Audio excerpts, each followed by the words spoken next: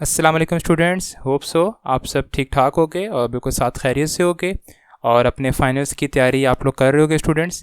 जैसा कि आपको पता है कि आपकी फ़ाइनल डेट शीट जो है अनाउंस हो गई है और फिज़िक्स में आपको 3 छुट्टियां दी गई हैं स्टूडेंट्स।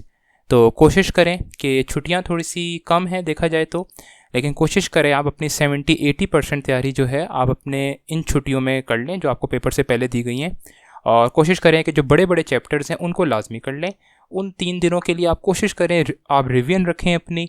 और छोटे छोटे चैप्टर्स, बड़े बड़े चैप्टर्स मतलब चैप्टर नंबर 11, 12, 13, 14, 15, 17 और 18, ये आप लाजमी आप कोशिश करें पेपर से पहले अच्छी तरह कर लें। लॉन्ग क्वेश्चंस की प्रैक्टिस लाजमी किया करें क्योंकि long questions at the spot भूल जाते हैं मेजॉरिटी स्टूडेंट्स को। और स्टूडेंट्स एक और बात कि आप न्यूमेरिकल्स लाजमी किया करें, आप न्यूमेरिकल चॉइस पे ना छोड़ें क्योंकि न्यूमेरिकल्स बहुत सॉलिड मार्क्स होते हैं। अगर आपका न्यूमेरिकल ठीक हुआ तो आप कह लें बिल्कुल आपको वो फ्री के मार्क्स मिल जाएंगे, ठीक है। तो स्टूडेंट्स जो है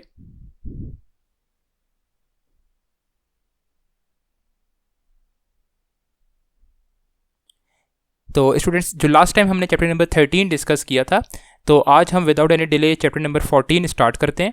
और कोई भी आप लोगों को क्यूरीज हुआ करे तो लाजमी मुझसे पूछा करें, आप लोगों बहुत अच्छा अप्रिशिएट करते हैं, मुझे बहुत खुशी होती है। और बस इसी तरह मेहनत करें और वीडियो को लाजमी देखा करें स्टूडेंट्स, लंबी वीडियो देखकर आप छोड़ ना दिया करें।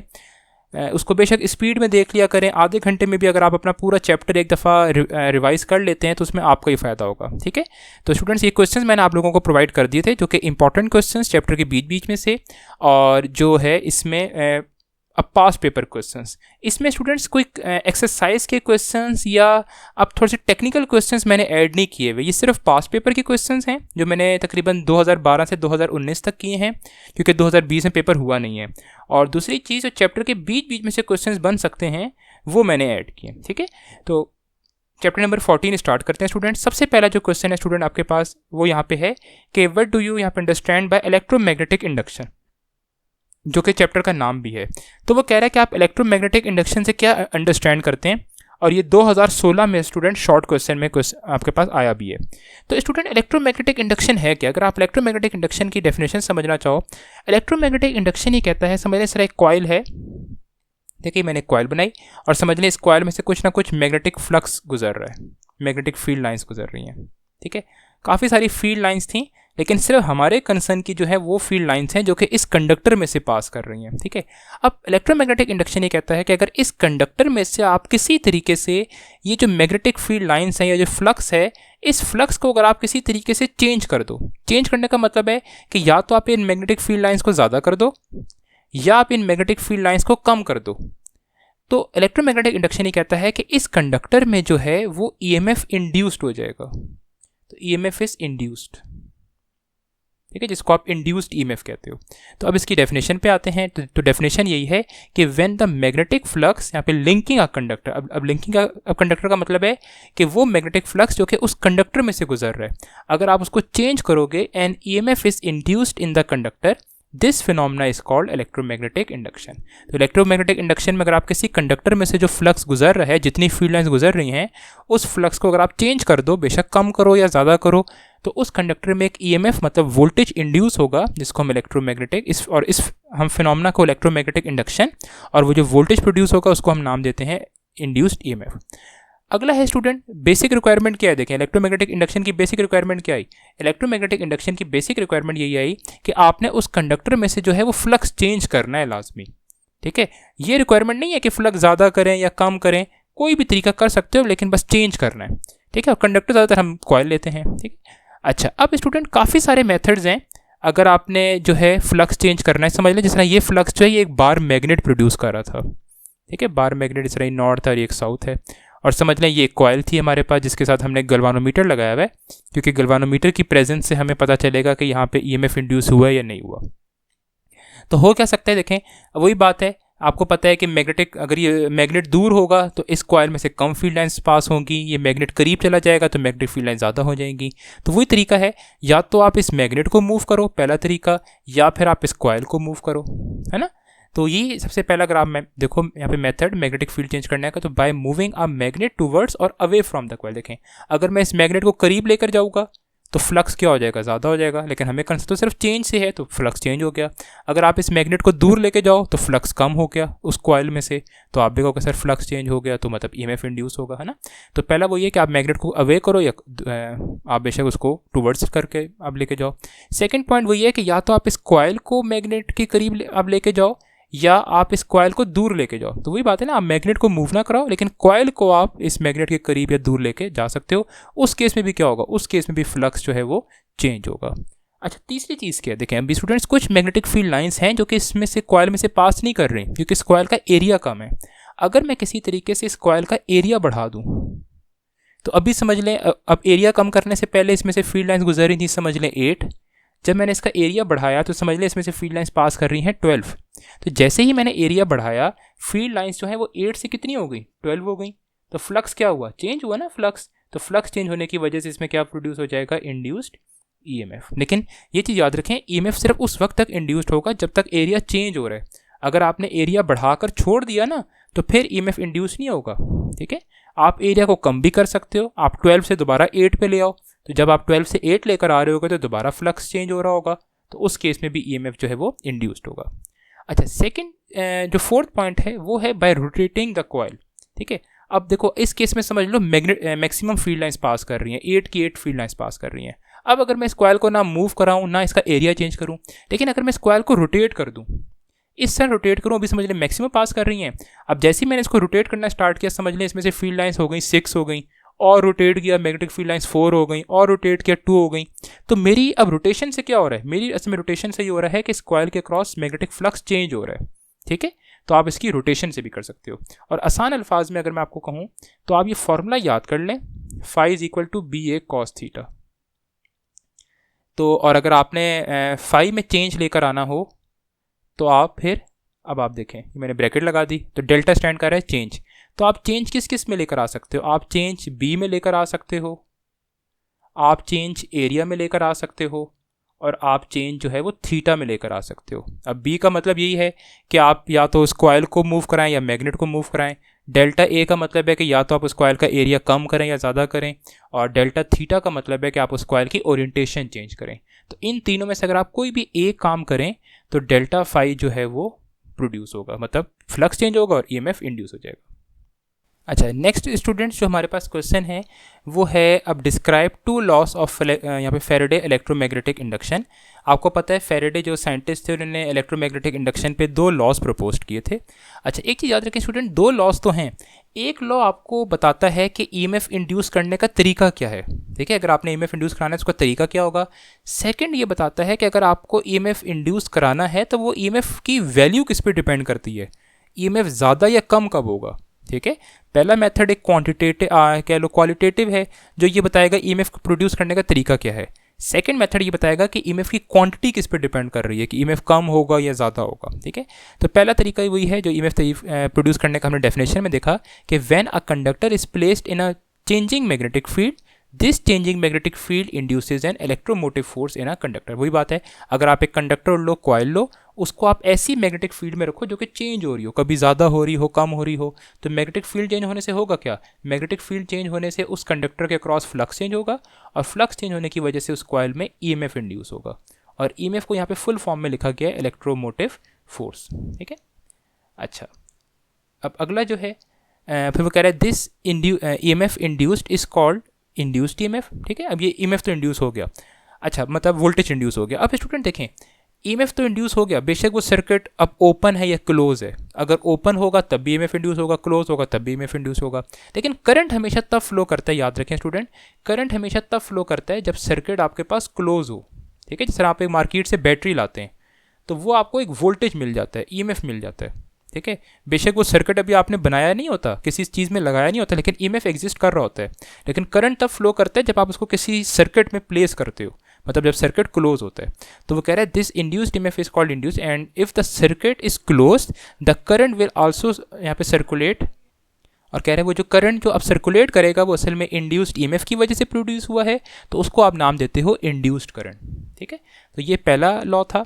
अब सेकंड लॉ आपको मैग्नीट्यूड के बारे में बताएगा, क्वांटिटी के बारे में। तो वो कह रहा है कि the magnitude of electromotive force is proportional to the rate of change of magnetic flux.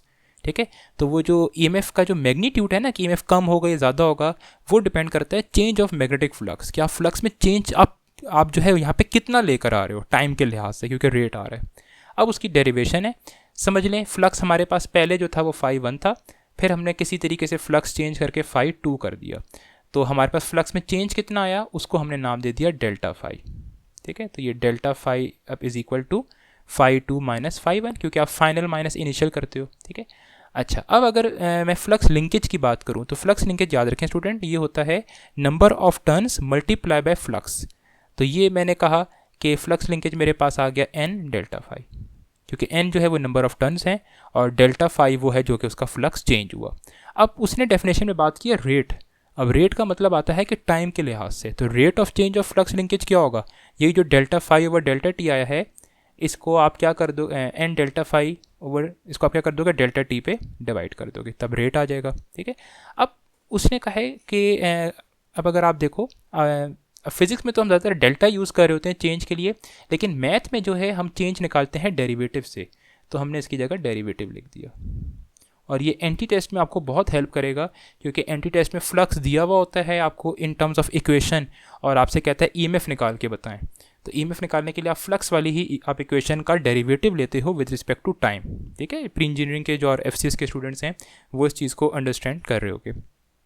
तो ये जो पूरी इक्वेशन आ गई n डेल्टा फाई लिख दो या derivative of phi over delta T, तो ये इक्वेशन आ गई ईएमएफ की जो कि फैराडे ने कहा था। ठीक है, अब यहाँ पे माइनस साइन भी आता है, अगर आप देखो इस नीचे वाली इक्वेशन में तो यहाँ पे माइनस साइन भी है, और माइनस साइन की जो रीजन प्रॉपर जो रीजनिंग दी थी वो साइंटिस्ट थे लेंस। तो आप कहोगे कि, और इसको अगर आगे देखेगी भी वो, तो आप कहोगे कि यहाँ पे नेगेटिव साइन क्या अब रिप्रेजेंट कर रहा है, वो लेंस लॉ रिप्रेजेंट कर रहा है। ठीक है, आगे हम डिटेल में इसको देखेंगे इंशाल्लाह। तो ये क्वेश्चन नंबर 2 था। क्वेश्चन नंबर 3 जो है स्टूडेंट वो है discuss applications of Faraday law, या ये क्वेश्चन बन सकता है कि इलेक्ट्रोमैग्नेटिक सिज्मोमीटर पे आप नोट लिखें। ठीक है, अगर एप्लीकेशंस आता है तो आप कोशिश करें नाम लिख दें। तो मैंने काफ़ी सारे नाम्स लिखे हैं जो वहाँ पे फैराडे लॉ अप्लाई होता है। ट्रांसफार्मर्स हो गए, इंडक्शन, आपके पास कुकर्स हो गए जो आजकल मॉडर्न कुकर्स हैं जिनमें जो है कोई आपके पास फायर वगैरह नहीं होती, अब इंडक्शन कुकर्स हैं, जनरेटर्स हैं, इलेक्ट्रिक गिटार्स हैं, इलेक्ट्रिक आपके पास वायलिन हैं, या वायरलेस चार्जिंग आजकल जो फ़ोन में यूज़ हो रही है वो कह लो फैराडे लॉ की एप्लीकेशंस हैं। मैग्नेटिक फ़्लो मीटर्स हैं, अगर आपने कहीं पे किसी चीज़ का फ़्लो चेक करना हो कि कितनी फ़्लो से कोई चीज़ आपके पास कोई फ्लूइड कितनी स्पीड से फ़्लो कर रहा है, तो आप वहाँ पे मैग्नेटिक फ़्लो मीटर्स यूज़ करते हो। सिज्मोमीटर्स हैं जो कि आपकी बुक में डिस्कस हैं। ठीक है, अब मैं आपको ज़रा ये जो है स्लाइड से समझाता हूँ, जो मैंने इसके अकॉर्डिंग स्लाइड्स बनाई थी आपको समझाने के लिए। अच्छा, तो स्टूडेंट्स इसमें सबसे पहले तो हम देखेंगे कि सिज्मोमीटर क्या होता है, अर्थक्वेक क्या है, अर्थक्वेक किस तरह आता है, अर्थक्वेक की टाइप्स, और सिज्मोमीटर क्या होगा, और सिज्मोमीटर की टाइप्स। बहुत जल्दी जल्दी से मैं ये चीज़ कवर करूँगा। अर्थक्वेक आपको पता है कि अर्थ की जो शेकिंग होती है, और ये पूरी मतलब ये जो आपके अगर आप देखो तो पूरा ये जो आपका ग्लोब है ये काफ़ी सारी प्लेट्स से मिलके बना है। तो इन प्लेट्स में या तो जब स्ट्राइकिंग होती है या ये प्लेट्स जब मूव करती हैं, और इन प्लेट्स को हम कहते हैं टेक्टोनिक प्लेट्स। तो ये जब टेक्टोनिक प्लेट्स जो है ये मूव करती हैं तो आपको अर्थक्वेक फील होता है। ठीक है, और ये फिर आपको अर्थ का पता है कि ये अर्थ की काफ़ी सारी लेयर्स हैं, जिस क्रस्ट में असल में ये आता है क्योंकि क्रस्ट आपकी मूव करती है। ठीक है, तो वही कह रहा है कि most earthquake happens when two rock plates meet और क्रिएटिंग फ्रिक्शन। अच्छा, उसके बाद अब स्टूडेंट क्या होता है, जिस पॉइंट पे अर्थक्वेक प्रोड्यूस होता है उस पॉइंट को कहते हैं हाइपोसेंटर। तो हाइपोसेंटर वो पॉइंट है जहाँ पे अर्थक्वेक प्रोड्यूस होगा, और उसी के बिल्कुल परपेंडिकुलर जो ऊपर ज़मीन का हिस्सा बन रहा होगा उसको कहते हैं एपिसेंटर। ठीक है, और ये जो लाइन होती है इसको कहते हैं फॉल्ट। ये असल में ये लाइन होती है जिसके अक्रॉस दो अर्थ की प्लेट्स मूव करती हैं। ठीक है, आपकी बुक में ये डायग्राम बनी हुई भी है, और उसने बुक में एक और लाइन भी लिखी हुई है जो कि ऑब्वियस है कि दिन में तकरीबन मिलियंस ऑफ अर्थक्वेक आते हैं, लेकिन हमें जो फील नहीं होते क्योंकि उनका जो मैग्नीट्यूड है, रेक्टर स्केल, वो बहुत स्मॉल होता है। हमें ज़्यादातर 4 या 4 से अबव के जो हैं अर्थक्वेक फील होते हैं। अच्छा, अब अर्थक्वेक आने की काफ़ी सारी टाइप्स हैं, या तो टेक्टोनिक प्लेट्स की मूवमेंट से भी हो सकता है, वॉल्केनिक अब यहाँ पे एरप्शन भी हो सकती है, एक्सप्लोजन भी हो सकता है, कोई धमाके वगैरह हों, या कोई कोलैप्स भी हो सकता है, कोई बड़ी बिल्डिंग गिर जाए किसी अब एक इलाके में तो वहाँ भी अर्थक्वेक आ सकता है। अब अर्थक्वेक की काफ़ी सारी टाइप्स हैं। एक अब हॉरिजॉन्टल मोशन वाला भी होता है, वर्टिकल वाला भी होता है। वो अगर आप देखो डायग्राम में तो डिपेंड करता है कि आपकी जो सरफेसेस हैं वो किस तरह स्लाइड कर रही हैं। अगर इस तरह स्लाइड कर रही हैं तो हॉरिजॉन्टल आपके पास अर्थक्वेक आएगा, और अगर इस तरह ऊपर नीचे स्लाइड कर रही हैं तो फिर वर्टिकल मोशन अर्थक्वेक आएगा। अच्छा, उसके बाद स्टूडेंट अर्थक्वेक को मेजर किस तरह करते हैं? ये जो अर्थक्वेक वेव्स प्रोड्यूस करता है उनको सिज्मिक वेव्स कहते हैं, और इसके लिए जो हम डिवाइस यूज़ करते हैं उसको हम कहते हैं सिज्मोमीटर। अब सिज्मोमीटर अगर आप देखो तो ये ग्रीक वर्ड है, ये बना है, अब सिज्मोस मतलब अर्थक्वेक और मीट्रो मतलब मैयर। तो एक ऐसी डिवाइस होगी जिसको अगर आप ज़मीन पे रखो तो ये आपको सिज्मिक वेव्स प्रोड्यूस करके बताएगा। ठीक है। अच्छा, अब ये जो सिज्मोमीटर है ये असल में एक ग्राफ प्रोड्यूस करता है आउटपुट पे। ठीक है, उसको हम कहते हैं सिज्मोग्राम। तो seismogram is a graph output by seismograph. ठीक है, सिज्मोमीटर। अच्छा, अभी होता क्या है इसके, अगर आप एक्स एक्सिस पे देखो तो इसके एक्स एक्सिस पे टाइम होता है, ठीक है, जो कि सेकंड्स में चल रहा होता है, और वर्टिकल एक्सिस में ग्राउंड डिस्प्लेसमेंट होती है कि अर्थक्वेक कितना आया है इन टर्म्स ऑफ मिलीमीटर। तो और जब अर्थक्वेक नहीं अब आपके पास आया हुआ होता, अगर आप ये देखो जिस तरह हार्ट बीट होती है, तो ये वाला अगर आप पोर्शन देखो तो यहाँ पे लाइन तकरीबन तकरीबन स्ट्रेट है। स्ट्रेट का मतलब है कि अभी कोई भी अर्थक्वेक नहीं है। ठीक है, अब जैसे ही देखो ये आहिस्ता आहिस्ता से इसमें ये शेकिंग प्रोड्यूस होना शुरू हो गई है, और ये शेकिंग शो करती है कि अर्थक्वेक, और ये अर्थक्वेक की जो पीक है। ठीक है, तो ये जो पीक, ये जो होती हैं स्पाइक्स, ये अर्थक्वेक शो करती हैं, और अगर ये ग्राफ जो है ये स्ट्रेट हो तो ये तकरीबन अर्थक्वेक मतलब शो करता है कि अर्थक्वेक यहाँ से मतलब रिमूव हो गया या फिर नहीं आ रहा। और सिज्मोलॉजी इस पूरी अब आप यहाँ पे स्टडी को कहते हो जिसमें लोग ये इसकी कॉजेज़ पढ़ते हैं और ये सारी चीज़ें, और सिज्मोलॉजिस्ट वो साइंटिस्ट होते हैं जो अर्थक्वेक को और सिज्मिक वेव्स को स्टडी करते हैं। अच्छा, अब सिज्मोमीटर की दो टाइप्स हैं, एक है इनर्शियल और दूसरी है इलेक्ट्रोमैग्नेटिक सिज्मोमीटर।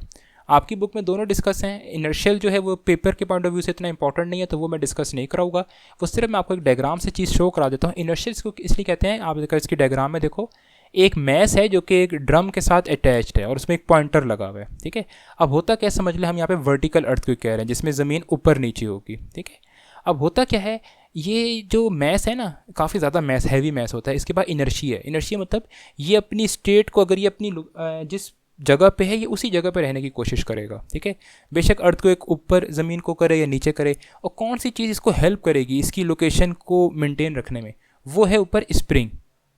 ठीक है, तो आप देखो इस केस में जब अर्थक्वेक ज़मीन ऊपर हो रही है,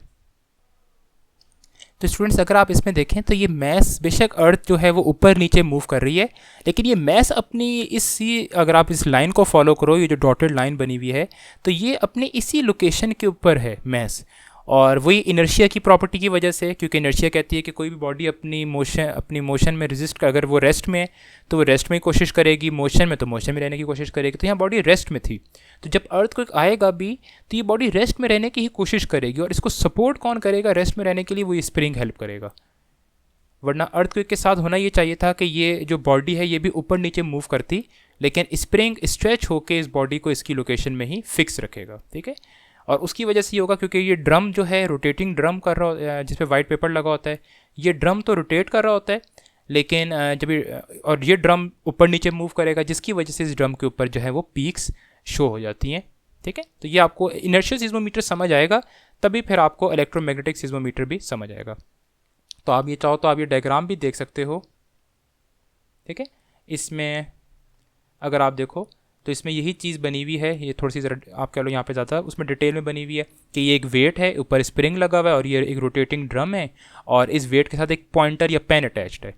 तो ये वेट तो है, ये तो अपने अर्थक्वेक आएगा तो अप्रॉक्सीमेटली अपनी लोकेशन पे रहेगा, लेकिन ये ड्रम ऊपर नीचे मूव करेगा, जिसकी वजह से इस ड्रम के ऊपर जो ये पीक्स आ जाएगी, लेकिन ये पीक सिर्फ उसी वक्त रिकॉर्ड होगी जब अर्थक्वेक आ रहा होगा। ठीक है, तो ये इनर्शियल सिज्मोमीटर था जो कि हम डिस्कस नहीं करेंगे इतना ज़्यादा। अगर आप चाहो तो आप ये इस तरह आप एनिमेशन भी देख सकते हो। अभी अर्थक्वेक नहीं आया हुआ, अब ये अर्थक्वेक की वेव्स आई, और अगर आप देखें ये मूव किया, अगर आप देखें तो ये मैस अपनी लोकेशन पे तकरीबन सेम ही था, लेकिन जो है ड्रम ऊपर नीचे रोटेट किया। अच्छा, अब आते हैं इलेक्ट्रोमैग्नेटिक सिज्मोमीटर पे। अब इस पर अगर आपने नोट लिखना है, सबसे पहले आपको कहोगे सर ये किस पे काम करता है, it works on the principle of electromagnetic induction, या पूरा नाम लिख दें Faraday law of electromagnetic induction. अब इलेक्ट्रोमैग्नेटिक सिज्मोमीटर करता क्या है, ये इलेक्ट्रिसिटी कहाँ से ला रहा है, तो ये असल में वाइब्रेशनल एनर्जी को इलेक्ट्रिकल एनर्जी में कन्वर्ट करता है। और ये वाइब्रेशनल एनर्जी कहाँ से आती है, ये अर्थ की सरफेस से आती है। और उसको ये अब इलेक्ट्रिकल अप एनर्जी से मतलब कोई ये इसको इंड्यूस्ड ईएमएफ में कन्वर्ट करता है। अच्छा, अगला आप क्या कहोगे, इसमें क्या क्या चीज़ें होती हैं construction. It consist of a permanent magnet coil, ठीक है, एक कॉयल होती है, और वो कॉयल जो है वो किसके साथ अटैच होती है, इनर्शियल मैस, मतलब वो मैस, इसको हम इनर्शियल मैस कह रहे हैं, वो आम मैस ही है, ठीक है। और जो उसका दूसरा एंड है वो फ्रेम के साथ। इसे अब जरा इसकी डायग्राम में देखते हैं। तो अगर आप इसकी डायग्राम, अच्छा इधर परमानेंट मैग्नेट लिखा हुआ है, लेकिन आजकल इलेक्ट्रोमैग्नेट्स भी यूज़ हो रहे हैं, ठीक है। परमानेंट मैग्नेट भी यूज़ कर सकते हैं, लेकिन ज़्यादा स्ट्रॉन्ग जो है वो इलेक्ट्रोमैग्नेट्स यूज़ होते हैं, ठीक है। अच्छा, अगर आप इसकी डायग्राम देखो तो ये नीचे एक मैग्नेट है और ये एक इनर्शियल मैस है, ठीक है। वही चीज़ होगी कि जैसे ही अर्थ को एक आएगा तो ये मैस तो अपनी लोकेशन पे ही रहेगा, लेकिन ये मैग्नेट मूव करेगा, ठीक है। और इसको डायग्राम से देखते हैं। अब देखें, वही कह रहा है कि when it is a relative motion between the magnet and a coil, तो वही बात है कि अब या तो मैग्नेट मूव करेगा या कॉयल मूव करेगी, तो change in flux takes place which induces an EMF, ठीक है। अब ये जो ईएमएफ प्रोड्यूस हो रहा है ना, देखिए किस किस पे डिपेंड करता है। सबसे पहले तो वो डिपेंड करता है induced EMF is proportional to the velocity of the relative motion. देखें कि रिलेटिव मोशन, क्योंकि हमने कहा कोई एक चीज़ मूव करनी चाहिए, या तो मैग्नेट मूव करना चाहिए या कॉयल मूव करनी चाहिए, दोनों नहीं मूव करें। अगर दोनों मूव अगर करेंगे तो रिलेटिव मोशन नहीं होगी, फ्लक्स में चेंज नहीं आएगा और ईएमएफ इंड्यूस नहीं होगा। तो रिलेटिव मोशन होनी चाहिए, मतलब कोई एक चीज़ रेस्ट में रहे तो दूसरी मूव कर रही हो। तो ये डिपेंड करते हैं कि रिलेटिव मोशन इस की वेलोसिटी कितनी है। मतलब मैग्नेट जो है, अगर वो मैग्नेट मूव कर रहा है तो मैग्नेट स्लोली मूव कर रहा है अर्थक्वेक की वजह से या फास्टली मूव कर रहा है, क्योंकि अगर वो फास्टली मूव करेगा तो फ्लक्स में चेंज भी ज़्यादा आएगा। अगर वो फास्ट मूव कर रहा है तो फ्लक्स में चेंज भी ज़्यादा होगा, फ्लक्स में चेंज ज़्यादा होगा तो ईएमएफ भी ज़्यादा होगा, तो हमें पता चल जाएगा कि अर्थक्वेक का मैग्नीट्यूड ज़्यादा है। दूसरा चीज़ डिपेंड करती है इंड्यूस्ड ईएमएफ उस मैग्नेट की स्ट्रेंथ पे, कि आप जो मैग्नेट यूज़ कर रहे हो उसकी स्ट्रेंथ कितनी है। और तीसरा ईएमएफ डिपेंड करता है number of turns of coil पे, क्योंकि आपने इसके फॉर्मूले में देखा था EMF is equal to N delta phi over delta T, ठीक है। तो नंबर ऑफ टर्न्स पे भी डिपेंड करता है, बी पे भी डिपेंड करता है, क्योंकि फाई के फॉर्मूले में बी भी आता है। अच्छा, अब देखो स्टूडेंट, वही आपको जो मैंने पिछली बात बताई कि अब कमर्शियली क्या होता है in practice, either the magnet और the coil can be attach to the inertial mass, ठीक है। ये मैं आपको डायग्राम से दिखाता हूँ। अगर आप ये डायग्राम देखो तो ये आपको प्रॉपर समझ आएगी। देखो इस डायग्राम में स्टूडेंट देखो क्या है। अब देखो वैसे तो हम कहते थे ना इनर्शियल मैस यूज़ करते हैं हम, यहाँ पे कोई मैस नहीं यूज़ किया गया। यहाँ पे जो मैग्नेट है ना वही इतना हैवी ले लिया गया कि वही इनर्शियल मैस के तौर पर बिहेव कर रहा है। ये जो मैग्नेट है तो ये इनर्शियल मैस के तौर पर बिहेव कर रहा है। अब देखो ये कॉयल है, ठीक है, और ये कॉयल इस पूरे फ्रेम के साथ अटैच्ड है। तो क्या होगा, जब अर्थक्वेक आएगा तो ये फ्रेम मूव करेगा और इस फ्रेम के साथ कॉयल अटैच्ड है, तो ये कॉयल भी मूव करेगी। मैं स्प्रिंग की बात नहीं कर रहा, मैं ये इस कॉयल की बात कर रहा हूँ, ये जो रेड है, ठीक है, ये कॉयल मूव करेगी। लेकिन ये जो मैग्नेट है, मतलब इनर्शियल मैस जो है, ये मूव नहीं करेगा इतना ज़्यादा। क्यों नहीं मूव करेगा, क्योंकि इसको हमने स्प्रिंग के साथ हैंग किया हुआ है।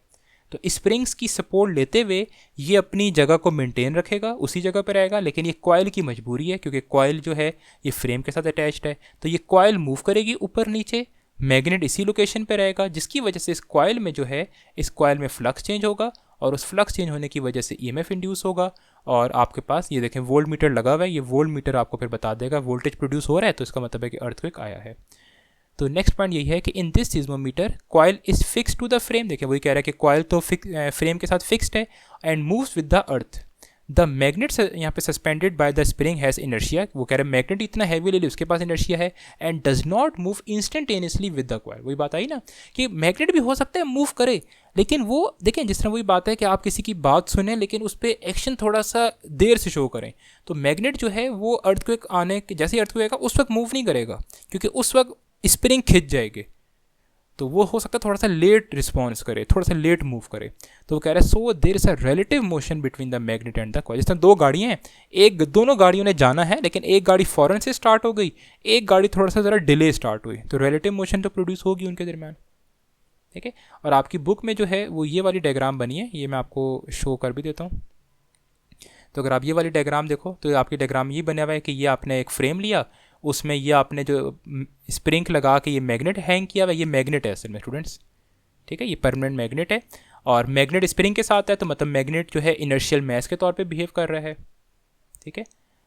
और ये जो कॉयल है, ये कॉयल इस फ्रेम के साथ फिक्स्ड है, तो असल में ये कॉयल जो है ये मूव करेगी इंस्टेंटेनियसली जैसे ही अर्थक्वेक आएगा।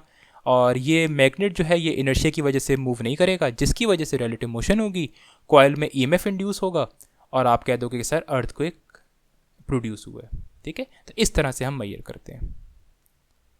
तो होप्स हो आपको ये थोड़ा बहुत समझ आया होगा इसका इलेक्ट्रोमैग्नेटिक सीस्मोमीटर का। तो ये आपने स्टूडेंट्स अपने पास से और उन स्लाइड से देख के आपने लिखना है। अगला जो क्वेश्चन है स्टूडेंट्स वो है डिफाइन अब Lenz law and how Lenz law can be use to find direction of induced current. तो सबसे पहले लेंस लॉ क्या होता है ये मैं आपको जो है ये भी आपको मैं अपनी स्लाइड से दिखाता हूँ।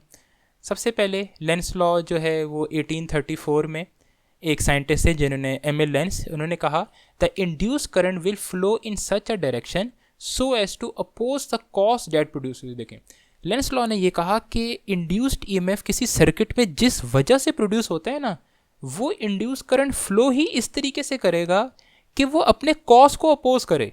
मतलब वो कोशिश करेगा कि वो इंड्यूस करंट, मतलब समझ ले इंड्यूस करंट एक ऐसी चीज़ है जो कि अपने से ही ना खुश है।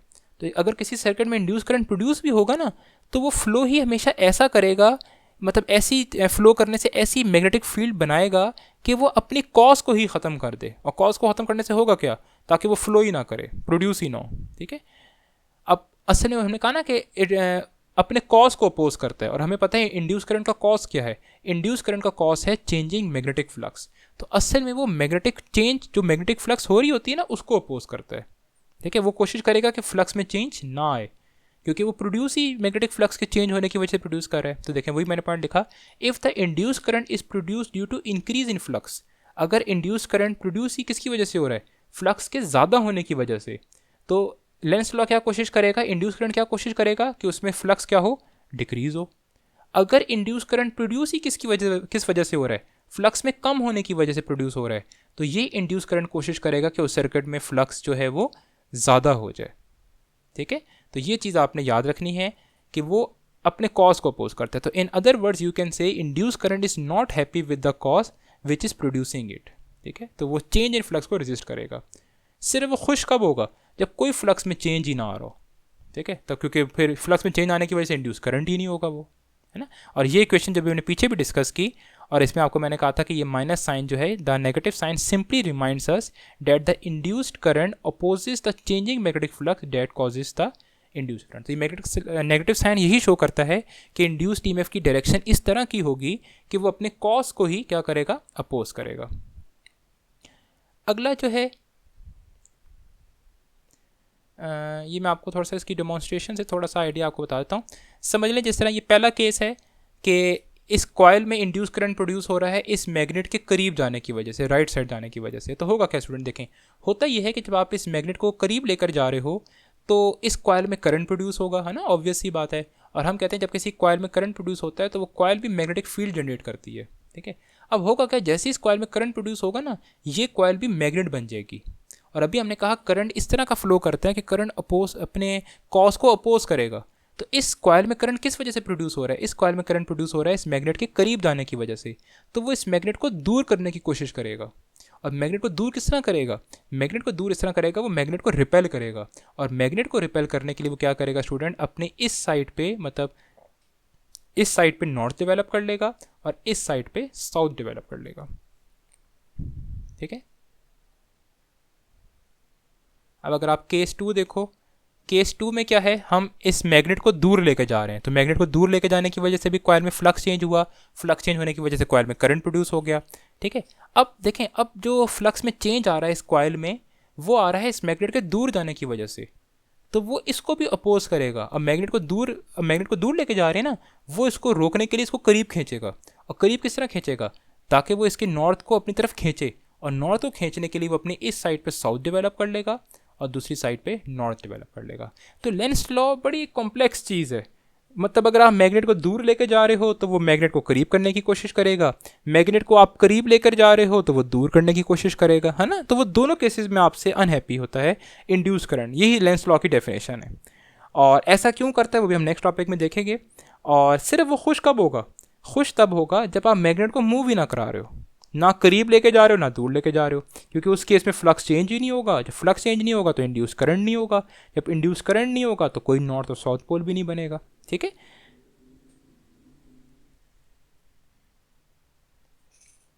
अच्छा, तो ये स्टूडेंट ये जो था ये क्वेश्चन था जिसका आंसर मुझे आपको समझाना था। तो ये था कि how Lenz law and how Lenz law can be use to find the direction of current. तो देखिए वही बात है, आप इसमें रूल लगा के बता सकते हो कि कौन सी साइड नॉर्थ बनेगी, कौन सी साइड साउथ बनेगी। अच्छा, अगला जो क्वेश्चन है स्टूडेंट वो है कि how Lenz law is consistent with the law of conservation of energy. ठीक है, बड़ा इंपॉर्टेंट शॉर्ट क्वेश्चन है ये, और ये मैं आपको ज़रा थोड़ा सा समझाता हूँ इसका। ठीक है, अब सबसे पहले तो आपको कि लेंस लॉ असल में होता क्यों है, ये ऐसा फिनोमेना है क्यों कि वो मैग्नेट को दूर भी नहीं जाने दे रहा, करीब भी नहीं जाने दे रहा। तो Lenz law is a consequence of law of conservation of energy. अच्छा, अब हम एक कॉन्ट्रडिक्शन से स्टार्ट करते हैं। अब कॉन्ट्रडिक्शन क्या करते हैं, हम कहते हैं कि अगर ये मैग्नेट करीब जा रहा है और इस मैग्नेट के करीब जाने की वजह से इस कॉइल में फ्लक्स चेंज हो रहा है, फ्लक्स चेंज होने की वजह से इसमें इंड्यूस करंट प्रोड्यूस हो रहा है। ठीक है, अब अगर अभी हमने तो ये कहा था कि अभी मैग्नेट करीब जा रहा है ना, तो इसका इस साइड पे नॉर्थ है, इस साइड पे साउथ है, और हमने कहा था इसको रिपेल करेगा। अगर मैं ये कहूँ कि ये इसको रिपेल नहीं कर रहा, मैं कहूँ अगर समझ ले कॉइल करंट फ्लो करने की वजह से इस कॉइल के इस साइड साउथ बन गया और इस साइड साउथ नॉर्थ बन गया, तो क्या होगा देखें, इस कॉइल का साउथ और मैग्नेट का नॉर्थ दोनों एक दूसरे को क्या करेंगे, अट्रैक्ट करेंगे। और अट्रैक्ट करने से होगा क्या, अट्रैक्ट करने से ये होगा कि ये अब ये कॉइल मैग्नेट को खुद खुद अपनी तरफ खींचती रहेगी। अब मेरे मूव कराने की ज़रूरत भी नहीं हुई, क्योंकि ये कॉइल जो है मैग्नेट को खुद ब खुद अपनी तरफ खींचेगी। आपको पता है नॉर्थ और साउथ के दरमियान अट्रैक्शन होती है, उसकी वजह से होगा क्या, ज़रा खुद आप माइंड में सोचो। मैंने मैग्नेट को एक दफ़ा मूव कराया हल्का सा, उसकी वजह से करंट प्रोड्यूस हुआ, करंट प्रोड्यूस होने की वजह से वो कॉइल मैग्नेट बनी, और वो मैग्नेट इस तरह का बनी कि वो मेरे मैग्नेट को अट्रैक्ट करना शुरू हो गई। मतलब मेरी हल्की सी मूवमेंट से मेरा मैग्नेट मूव किया ही जा रहा है उसकी तरफ। और हो क्या रहा है, मतलब आपने एक माइन्यूट सी एनर्जी मैग्नेट को दी, उसकी वजह से करंट प्रोड्यूस हो ही जा रहा है कॉन्टिन्यूसली। मतलब इलेक्ट्रिकल एनर्जी आपको इन्फानाइट मिल रही है, आपको मिलती जाएगी। ऐसा ही है ना, लेकिन ऐसा पॉसिबल है कि आप किसी चीज़ को माइन्यूट सी एनर्जी दो और उसके रिजल्ट में वो आपको इनफाइनाइट एनर्जी दे। ये तो किस चीज़ को कॉन्ट्रडिक्ट करता है, ये तो असल में कंजर्वेशन ऑफ एनर्जी को ही कॉन्ट्रडिक्ट करता है। ठीक है, तो फिर असल में होता क्या, देखें वही हमने जो अभी पीछे बात की, हमने कहा कि जो आप मैग्नेट को थोड़ा सा मूव कराते हो तो वो एकदम से रिपल्शन आती है ना। तो आप उस मैग्नेट को मूव कराने के लिए कौन सी एनर्जी यूज़ कर रहे हो, आप मैग्नेट को जो मूव कराने के लिए एनर्जी यूज़ कर रहे हो वो असल में आप यूज़ कर रहे हो आप मैकेनिकल एनर्जी। ठीक है, तो वही हमने कहा कि यहाँ पे mechanical energy spent in overcoming this opposition is converted into electrical energy which appears in the coil. तो वो जो रिपल्शन की वजह से आपको देखें, अगर रिपल्शन ना होती तो क्या आपको इतनी फोर्स लगानी पड़ती उसको मूव कराने के लिए, नहीं, क्योंकि वो तो फिर कंजर्वेशन ऑफ एनर्जी को ही वायलेट करता।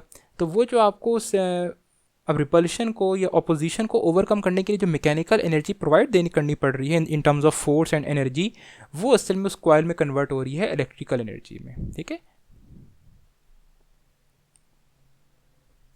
अच्छा अगला क्वेश्चन स्टूडेंट इसी से नेक्स्ट होगा कि फ्लेमिंग लेफ्ट हैंड रूल बताएं। तो ये सबसे पहले तो आप बस ये याद रख लें कि अगर किसी कंडक्टर में करंट फ्लो कर रहा हो और अगर उसके आसपास मैग्नेटिक फील्ड प्रेजेंट हो और उस कंडक्टर पे अगर फोर्स, और ऑब्वियस ही बात है फोर्स लगेगी, तो उस फोर्स की डायरेक्शन निकालने के लिए हम यूज़ करते हैं फ्लेमिंग लेफ्ट हैंड रूल। एक और केस, अगर किसी कंडक्टर को आप मैग्नेटिक फील्ड में लाओ और उसमें करंट इंड्यूस हो और उस करंट की डायरेक्शन अगर आपने निकालनी हो तो आप Fleming right hand rule use करते हो। ठीक है, तो अगर हम करंट प्रोड्यूस करा रहे हो खुद तो आप फ्लेमिंग राइट हैंड रूल लगाओगे हमेशा, और अगर आप करंट खुद प्रोवाइड कर रहे हो और आप फोर्स की डायरेक्शन निकालना चाह रहे हो तो आप फ्लेमिंग लेफ्ट हैंड रूल लगाओगे। ठीक है, आसान अल्फाज में फ्लेमिंग लेफ्ट हैंड रूल जो है वो लगाते हो आप इन टर्म्स ऑफ यहाँ पे मोटर्स, क्योंकि मोटर्स में आप करंट खुद प्रोवाइड करते हो, और फ्लेमिंग राइट हैंड रूल आप लगाते हो जनरेटर्स में, क्योंकि जनरेटर्स में आप इंड्यूस करंट प्रोड्यूस कराते हो। ठीक है, और वही बात कि कोई सी तीन चीज़ें आपको पता होनी चाहिए, या तो फोर्स पता हो या मैग्नेटिक फील्ड पता हो तो करंट आप निकाल लो। ठीक है, तो कोई सी दो चीज़ें पता हो और एक चीज़ आप निकाल लोगे। अब फ्लेमिंग राइट हैंड रूल क्या होता है, हमने कहा कि राइट हैंड रूल होता है is use to find the direction of induced current. अब इस तरह आपने तीनों फिंगर्स अपनी, और सबसे पहले आप कहोगे कि आपने अपनी तीनों फिंगर्स राइट हैंड की ओपन करनी है, थंब हो गई, फर्स्ट फिंगर हो गई, और आप कह लो सेंटर फिंगर हो गई। तीनों आपने इस तरह ओपन करनी है कि तीनों आपस में म्यूचुअली परपेंडिकुलर हो। ठीक है, मतलब 90 का एंगल बना रही हो।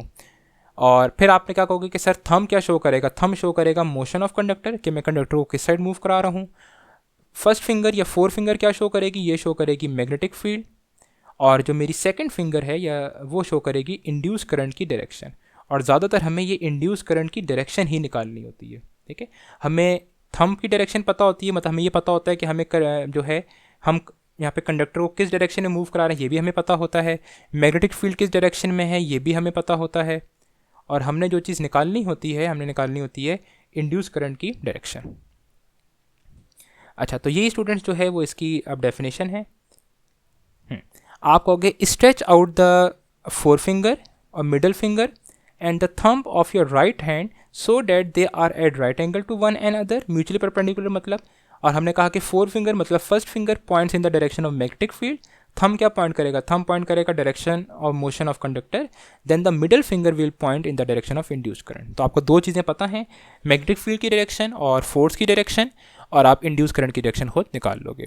ठीक है, अब एक एग्जाम्पल है, अगर आप इस एग्जाम्पल में देखो, अगर आपको समझ आए तो मैग्नेटिक फील्ड जो है समझ लें वो लेफ़्ट से राइट जा रही थी, तो ये जो इस अब स्टूडेंट ने अपनी फिंगर को साइड कर दिया, क्योंकि मैग्नेटिक फील्ड लाइन्स हमें पता है कि नॉर्थ से साउथ जाती हैं। अब इस कंडक्टर को, ये जो पाइप है इसको हम ऊपर की तरफ मूव करा रहे हैं, तो थंब हमने ऊपर की तरफ शो कर दिया अगर आप देखो। तो अब इस कंडक्टर में करंट प्रोड्यूस होगा, इंड्यूस करंट, तो उस इंड्यूस करंट की डायरेक्शन आई बाहर की तरफ, ये अगर आप फिंगर देखो, मतलब इस कंडक्टर में करंट इस तरह फ्लो करेगा। ठीक है, आप चाहो तो खुद इस एग्जाम्पल को आप ट्राई कर सकते हो। ये भी एग्जांपल्स आप देख सकते हो, ये जो मैंने कॉलेज में आपके लेक्चर्स लिए थे उसमें मैंने काफ़ी डिटेल में आपको समझाया था। अगर आपको नहीं क्लियर हो तो मैं आपको ये अपने कॉलेज के लिंक सेंड कर दूंगा, वहाँ से काफ़ी डिटेल में देख सकते हो। ठीक है, अच्छा, उसके बाद जो स्टूडेंट नेक्स्ट क्वेश्चन हमारे पास, हाँ जी, ये हमारे पास हो गया कि how Lenz law is consistent, ये हमने डिस्कस कर लिया। उसके बाद जो नेक्स्ट क्वेश्चन था वो फ्लेमिंग राइट हैंड रूल, वो भी हमने डिस्कस कर लिया। उसके बाद स्टूडेंट ये क्वेश्चन भी हम देख चुके हैं कि डिफाइन इंड्यूस्ड ईएमएफ, हमने वही इलेक्ट्रोमैग्नेटिक इंडक्शन जो था ना वही आप डिस्कस करोगे। आप वही कहोगे कि when a conductor is placed in a changing magnetic field, this changing magnetic field induces an EMF, मतलब electromotive force in a conductor, और ये जो ईएमएफ इंड्यूस होगा इसको आप नाम दोगे इंड्यूस्ड ईएमएफ। और इस इंड्यूस्ड ईएमएफ की वजह से जो करंट होगा उसको आप क्या नाम दे सकते हो, उसको आप नाम दे सकते हो इंड्यूस्ड करंट। लेकिन बस करंट का ये याद रखना है, करंट तब फ्लो करेगा जब सर्किट क्लोज हो। तो वही जो आपको मैंने पीछे फॉर्मूला बताया था कि फाई में चेंज लाने के तीन तरीके हैं, या तो आप बी चेंज करो, या आप एरिया चेंज करो, या फिर आप थीटा चेंज करो। ठीक है, तो वही है कि या तो changing the magnetic field, changing the area, या फिर changing the angle between magnetic field and loop. अगला क्वेश्चन जो है स्टूडेंट वो है define mutual inductance and mutual induction. ठीक है, अब म्यूचुअल इंडक्शन एक फिनोमेना है और म्यूचुअल इंडक्टेंस दो कॉइल की प्रॉपर्टी होती है। ठीक है, तो स्टूडेंट्स इन दोनों में आपको डिफरेंस अच्छे तरीके से आना चाहिए कि म्यूचुअल इंडक्शन एक फिनोमेना है और म्यूचुअल इंडक्टेंस ये दो कॉइल की प्रॉपर्टी होती है। अब इसमें होता क्या है म्यूचुअल इंडक्टेंस में? म्यूचुअल इंडक्टेंस में ये होता है कि एक ऐसी प्रॉपर्टी का नाम है कि जिसमें आप एक कॉइल में करंट चेंज करते हो। ठीक है, एक कॉइल में आप करंट चेंज करते हो, उसकी वजह से उस कॉइल के करीब एक रखी हुई दूसरी कॉइल में वोल्टेज या करंट प्रोड्यूस हो जाता है। ठीक है, जिस तरह मैं आपको इस डायग्राम में ज़रा ये शो कराता हूँ। अगर आप आप डायग्राम में देखो तो इस डायग्राम में ये जो कॉइल 1 है इसको हम वैसे प्राइमरी कॉइल कहते हैं। हम इस प्राइमरी कॉइल में जो है ये करंट चेंज कर रहे हैं। अब किसी भी तरीके से करंट चेंज कर सकते हैं, या तो आप एसी सोर्स लगा दो, या आप डीसी सोर्स लेकर उसके साथ आप रियोस्टैट यूज़ कर लो, मतलब वेरिएबल रेजिस्टेंस यूज़ कर लो। तो आप इस कॉइल में करंट चेंज करोगे, उसकी वजह से इस ये जो कॉइल 2 है जिसको हम सेकेंडरी कॉइल कहते हैं, इस कॉइल में करंट प्रोड्यूस हो जाएगा। और इस कॉइल में हम सिर्फ गैल्वानोमीटर लगाते हैं ताकि हम करंट की डिटेक्शन कर सकें। ठीक है, अब होता क्यों है, ये ऑब्वियस ही बात है। आप जब कॉइल 1 में करंट चेंज करोगे तो कॉइल 1 में जब करंट चेंज करोगे तो उसकी वजह से मैग्नेटिक फील्ड चेंज होगी। मैग्नेटिक फील्ड चेंज होने की वजह से फ्लक्स चेंज होगा, और अगर कॉइल 1 में फ्लक्स चेंज हो रहा है तो डेफिनेटली कॉइल 2 करीब ही रखी हुई है, उस कॉइल 2 में भी फ्लक्स चेंज होगा। फ्लक्स चेंज होने की वजह से ईएमएफ इंड्यूस होगा, और उस ईएमएफ की वजह से उस कॉइल में इंड्यूस्ड करंट प्रोड्यूस होगा। ठीक है, यही इसकी डेफिनेशन है। अब द डेफिनेशन में आते हैं कि mutual inductance between two coils is defined as the property of the coil due to which it opposes the change of current in the other coil. अब देखिए होता क्या है, अब ये जो कॉइल 2 में अगर आप सोचें, लेंस लॉ माइंड में लाएं, कॉइल 2 में जो करंट प्रोड्यूस हो रहा है वो असल में कॉइल 1 की वजह से प्रोड्यूस हो रहा है ना। और कॉइल 1 मतलब में फ्लक्स चेंज हो रहा है, तो वो क्या करेगा, वो कॉइल 1 को अपोज करेगा। किस तरह अपोज करेगा, वही मैग्नेटिक फील्ड बना के। जिस तरह अगर हम कहें कि कॉइल 1 का अगर ये साइड नॉर्थ है, ये साइड साउथ है, तो कॉइल 2 में करंट की डायरेक्शन ही इस तरह की फ्लो करेगी कि वो इस साइड पे साउथ बना ले और इस साइड पे नॉर्थ बना ले। क्यों? ताकि वो ये साउथ और साउथ एक दूसरे को रिपेल कर सकें और वो अपने उस मकसद में पूरा हो जाए जो कि लेंस लॉ कहता है। और कह रहा है कि और you can say in the neighbouring coil when the current in the neighbouring coil changes the flux setup in the coil and because of this changing flux an EMF is induced in the coil. This property is called mutually वो जो secondary coil में EMF induce होता है उसको हम नाम देते हैं म्यूचुअली इंड्यूस्ड EMF। और ये जो एक फिनोमेना इसको हम नाम देंगे म्यूचुअल इंडक्टेंस। ठीक है। अच्छा, म्यूचुअल इंडक्शन में क्या कह दोगे? वही डेफिनेशन होगी, सिर्फ फिनोमेना कह दोगे। Mutual induction is a phenomena in which a change of current in one coil induces EMF in an other coil placed near the first coil. The coil in which current is changed is called primary coil। अभी हमने कहा जिस coil में current हम change करोगे उसको primary coil कहेंगे, और वो जो जिस कॉइल में EMF इंड्यूस होगा उसको हम सेकेंडरी कॉइल नाम देंगे। अब ये जो सेकेंडरी कॉइल में EMF इंड्यूस हो रहा है ये डिपेंड करता है कि प्राइमरी कॉइल में करंट कितना चेंज हो रहा है। तो इसकी क्वेश्चन ये बनती है कि EMF in the secondary coil is proportional to delta IP over delta T। ठीक है, कि प्राइमरी कॉइल में करंट कितनी स्पीड से चेंज हो रहा है क्योंकि टाइम आ रहा है। ठीक है, और माइनस का साइन आता है। माइनस का साइन वही मतलब है कि सेकेंडरी कॉइल का EMF जो है वो कॉस को अपोज करेगा, मतलब प्राइमरी कॉइल के करंट को अपोज करेगा। अब आप प्रोपोर्शनल का साइन हटाओगे तो प्रोपोर्शनल का साइन हटाने की वजह से इधर क्या आ जाएगा, इधर एक कांस्टेंट आ जाएगा और वो कांस्टेंट होता है M, और इस M को नाम देते हैं म्यूचुअल इंडक्टेंस, जो भी हमने डेफिनेशन में देखा। इस इक्वेशन को अगर आप रीअरेंज करो तो ये इक्वेशन रीअरेंज करके बन जाएगी M is equal to secondary coil का EMF over delta IP over delta T। ठीक है, माइनस साइन। तो यही इक्वेशन यहाँ पे भी लिखी हुई है। ठीक है। अच्छा, अब इस M की वैल्यू जो है ना वो इन पे डिपेंड नहीं करती। ये M एक इंडिपेंडेंट फैक्टर है, वो सेकेंडरी कॉइल के EMF पे या डेल्टा IP पे डिपेंड नहीं करेगी, वो उसके अपने फैक्टर्स हैं। ठीक है, पैरामीटर्स हैं। तो M डिपेंड करता है number of turns of coil, मतलब प्राइमरी और सेकेंडरी कॉइल की टर्न्स कितनी है, प्राइमरी कॉइल और सेकेंडरी कॉइल का क्रॉस सेक्शनल एरिया कितना है, और दोनों कॉइल्स एक दूसरे से कितना करीब रखी हुई, कितनी क्लोजनेस है। और ये जो म्यूचुअल इंडक्टेंस है, कोई भी इंडक्टेंस हो, सेल्फ इंडक्टेंस हो या म्यूचुअल इंडक्टेंस हो, उसकी यूनिट होती है हेनरी। ठीक है, और हेनरी किसकी इक्वल होता है? आप इसी इक्वेशन में अगर आप चेक करो तो आप EMF की अगर आप यूनिट पुट करो तो वो होती है वोल्ट, और नीचे करंट है तो एम्पेयर, और उसके नीचे टाइम है तो सेकेंड। तो ये बन गया वोल्ट सेकेंड पर एम्पेयर। ठीक है, तो हेनरी जो है वो वोल्ट सेकेंड पर एम्पेयर के इक्वल होता है। उसके बाद से स्टूडेंट ये एक शॉर्ट क्वेश्चन है, या 1 हेनरी की आप डेफिनेशन बताएं कि ये कह सकता है कि when mutual inductance between two coil is said to be 1 henry. तो आप 1 हेनरी के लिए वही फॉर्मूला यूज़ करें, डेफिनेशन बनाने का आपको मैंने तरीके बताए में। तो ये आप delta IP over delta T, बस आप अगर आपको 1 हेनरी चाहिए तो मतलब इसकी सारी राइट साइड पे जो आंसर है वो 1 आना चाहिए। मतलब सेकेंडरी कॉइल का EMF भी कितना है, 1 आए, और delta IP over delta T भी कितना हो, 1 हो, मतलब डेल्टा I भी 1 एम्पेयर हो और डेल्टा T भी 1 सेकेंड हो। अब इनको बस जोड़ना आपको आना चाहिए। स्टार्ट कैसे करोगे? आप ये कहोगे कि सर अगर प्राइमरी कॉइल में 1 सेकेंड में 1 एम्पेयर करंट चेंज हो, उसकी वजह से अगर सेकेंडरी कॉइल में 1 वोल्ट EMF प्रोड्यूस हो, तो हम कहेंगे इन दोनों कॉइल्स की जो म्यूचुअल इंडक्टेंस है वो 1 हेनरी है। ठीक है, दोबारा देखें, आप कहोगे सर अगर प्राइमरी कॉइल में करंट 1 एम्पेयर चेंज हो रहा हो in 1 second, due to which 1 volt is induced in the secondary coil, then the mutual inductance between two coil is said to be 1 Henry। तो ये definition है कि the mutual inductance between two coil is said to be 1 Henry if a current at the rate of 1 ampere per second in the primary coil, कहाँ पे coil आएगा, in the primary coil causes an induced EMF of 1 volt in the secondary coil। तो primary coil में अगर आप 1 ampere current change करो 1 second में, उसकी वजह से अगर secondary coil में 1 volt प्रोड्यूस हो जाए, उसको आप नाम दोगे 1 Henry। अगला क्वेश्चन है कि एडी करंट्स क्या होते हैं और ये किस तरह कम किए जा सकते हैं। तो सबसे पहले एडी करंट्स क्या होते हैं स्टूडेंट? अगर आप एक कंडक्टर लो और उस कंडक्टर को अगर आप मैग्नेटिक ऐसी जगह पे रखो जहां मैग्नेटिक फ्लक्स चेंज हो रहा हो, ठीक है, weather it is intended or not. देखें, अब लाजमी नहीं है कि कंडक्टर जहाँ पे रखा हुआ हो हम जानबूझ के ही मैग्नेटिक फील्ड चेंज करा रहे हो। ठीक है, हो सकता है वो कंडक्टर ऐसी जगह से गुजर रहा हो या किसी ऐसी जगह पे हो जहाँ पे मजबूरी के तहत उस कंडक्टर में फ्लक्स चेंज हो रहा हो। ठीक है, तो हम ये कहेंगे कि when a conductor experiences change of magnetic flux whether it is intended or not and EMF is induced in it. और ये जो करंट इंड्यूस होगा इसको हम नाम देंगे एडी करंट। ठीक है, अब ये एडी करंट जो है ना, ये नॉर्मल करंट से डिफरेंट है। ये किसी कॉयल वगैरह में फ़्लो नहीं करता, ये फ़्लो करता है ज़्यादातर मेटल्स में। हम जब मेटल्स की करंट की बात करते हैं, सर एक पूरा सॉलिड मेटल है, ठीक है, कोई वायर या कोई इस तरह का कंडक्टर वायर नहीं है, कॉयल नहीं है, हमारे पास पूरा एक मेटल है। अब इस मेटल में अगर हम किसी तरीके से फ्लक्स चेंज कराएं तो यहाँ करंट प्रोड्यूस होगा, और ये करंट प्रोड्यूस होगा, इसको हम नाम देंगे एडी करंट।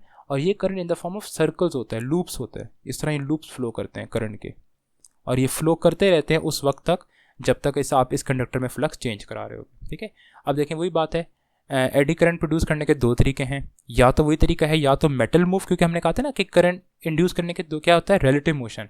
तो या तो मेटल मूव कर रहा हो या फिर मैग्नेटिक फील्ड चेंज हो रही हो। तो पहला पॉइंट वही है कि eddy currents are induced in metal by two ways. या तो मेटल, पहला पॉइंट कि metals are moving in a magnetic field, मतलब मैग्नेटिक फील्ड जो है वो स्टैटिक है या वो चेंज नहीं हो रही, लेकिन आप मेटल को मूव करा रहे हो जिसकी वजह से फ्लक्स चेंज होगा और ईएमएफ एडी करंट प्रोड्यूस हो जाएगा। या फिर हो सकता है कि मेटल स्टैटिक हो लेकिन जो उसके आसपास मैग्नेटिक फील्ड हो वो खुद ब खुद चेंज हो रही हो, तो metals that are expose to changing magnetic field. तो ये दो तरीके हैं जिनकी वजह से एडी करंट कह लो यूजली प्रोड्यूस होते हैं। अब एडी करंट इनके फ़ायदे भी हैं, नुकसानात भी हैं, लेकिन अगर आप ट्रांसफार्मर्स की बात करो तो ट्रांसफार्मर्स में ये एडी करंट नुकसानात कॉज करते हैं, जिस तरह हीटिंग का इशू है। ठीक है, अब नीचे की डायग्राम में आप अगर देखो तो आपको मैंने थोड़ा समझाया है, समझ इस तरह ये नीचे एक पूरा मेटल था हमारे पास, कंडक्टर मेटल है, ठीक है, और इस मेटल के करीब ही एक कॉयल प्रेजेंट है, और इस कॉयल के साथ हमने चेंजिंग करंट प्रोवाइड किया हुआ है, मतलब करंट चेंज हो रहा है। अब अगर करंट चेंज हो रहा है तो हमें पता है कि ये जो कॉयल है, इस कॉयल की बी चेंज हो रही होगी, मैग्नेटिक फील्ड चेंज हो रही होगी, जिसकी वजह से फ्लक्स चेंज हो रहा होगा, और फ्लक्स चेंज होने की वजह से इस कॉयल में जो है, इस कॉयल में ईएमएफ इंड्यूस होगा, और उसी इसमें की वजह से जो होगा वो होगा एडी करंट। ठीक है, अब अगर आप देखो तो एडी करंट आपको इसमें शो भी हो रहा होगा, ये सर्कल्स की फॉर्म में ये इस तरह ये फ्लो कर रहा होता है। ठीक है, तो ये इस तरह जो इस कंडक्टिव मटेरियल में जो करंट फ्लो हुआ in the form of loops, इसको आप नाम दोगे एडी करंट्स। अच्छा, अब एडी करंट्स को मिनिमाइज करने का या कम करने का क्या तरीका है? तो स्टूडेंट जिस तरह देखें, ये मैं पूरा एक सॉलिड सिलेंडर यूज़ कर रहा था। अब इस पूरे सिलेंडर में जो है ये एडी करंट प्रोड्यूस हो रहा था। ठीक है, ये ज़्यादातर हम ट्रांसफार्मर्स में, ये वाला जो आपको मेथड समझाने लगा हूँ, ट्रांसफार्मर्स में करते हैं। तो होता क्या, आप ये पूरा सॉलिड सिलेंडर ना यूज़ करें, आप इस सॉलिड सिलेंडर की क्या जगह क्या यूज़ करें, आप ये सॉलिड सिलेंडर जिस मटेरियल से बना है ना, आप उसकी छोटी छोटी सी स्ट्रिप्स ले लें। जिस तरह समझ लें कॉइन्स ले लिए, मैंने इसी मटेरियल के छोटे छोटे कॉइन्स ले लिए, इस तरह काफ़ी सारे, और मुझे इस तरह की शेप, मतलब सिलेंडर शेप का बनाना है। अब क्या करूँगा, मैं एक कॉइन रखूँगा, ठीक है, उस कॉइन के, वैसे तो इस कॉइन के ऊपर भी हम वैसे पेंट सा या वार्निश सी करते हैं। आपने क्या किया, ये कॉइन लिया, इसके बीच में आपने एक बारीक सी लेयर इंसुलेटिंग मटेरियल। अब ये इंसुलेटिंग लेयर अगर आप प्रैक्टिकली बात करो तो ये प्लास्टिक हो सकता है, वार्निश हो सकती है, तो आपने बीच में कोई इंसुलेटिंग लेयर कर रही है, मतलब ऐसी लेयर जिसकी रेजिस्टेंस ज़्यादा, क्योंकि हमें पता है अब इंसुलेटर्स की रेजिस्टेंस ज़्यादा होती है। तो एक लेयर आपने कर ली, फिर उसके बाद दोबारा आपने कॉइन रखा, फिर दोबारा आपने अब इंसुलेटिंग लेयर बिछाई, फिर आपने कॉइन रखा, फिर इंसुलेटिंग लेयर बिछाई, फिर कॉइन रखा, फिर इंसुलेटिंग लेयर। तो ये आपने प्रोसेस करते रहना है, उस वक्त तक करना है जब तक आपके पास ये सिलेंडर शेप का ना बन जाए। अब देखें होगा क्या, अब जो है आपने हर लेयर के बीच में, हर ये जो कॉइन था, आपने कॉइन की स्टैकिंग कर दी, इसको कहते हैं स्टैकिंग ऑफ कॉइन। ठीक है, इससे होगा क्या, हर कॉइन के बीच में एक इंसुलेटिंग लेयर है, जिसकी वजह से इस पूरे सिलेंडर की जो रेजिस्टेंस है वो ज़्यादा हो गई। ऑब्वियस सी बात है, रेजिस्टेंस ज़्यादा होने से होगा ये कि जो एडी करंट होगा वो मिनिमाइज हो जाएगा। ठीक है, तो ये कह रहे हैं कि to reduce eddy current the solid cylinder should be replaced with a stack of coins with insulation layer between one another. The insulation layer between the coins increases resistance and reduces eddy current. और eddy current कम करने से क्या होगा, heating और friction के issues जो है वो कम हो जाएंगे, क्योंकि हमें जॉल्स लॉ से पता है कि हीट किस पे डिपेंड करती है, करंट पे, करंट का स्क्वायर है।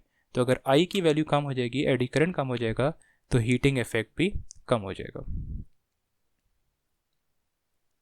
अच्छा, ये मैं बहुत स्पीड में आपको कवर करा रहा हूँ, होप इस उम्मीद से रखते हुए कि आपको टॉपिक थोड़े बहुत पहले से आते हैं, मैं मज़ीद क्लियर करने की कोशिश कर रहा हूँ, क्योंकि मैं ये एक एक टॉपिक एक एक लेक्चर वाला है ये।